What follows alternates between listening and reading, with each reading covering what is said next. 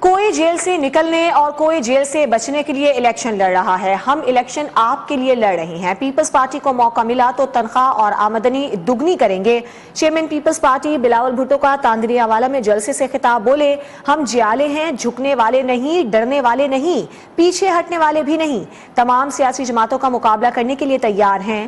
پورے پاکستان کو دکھائیں گے کہ بھٹو زندہ ہے، ہم ان سے اپنا حق چھینیں گے، نفرت، تقسیم اور پرانی سیاست کو دفن کر کے نئی سوچ لے کر آئیں گے۔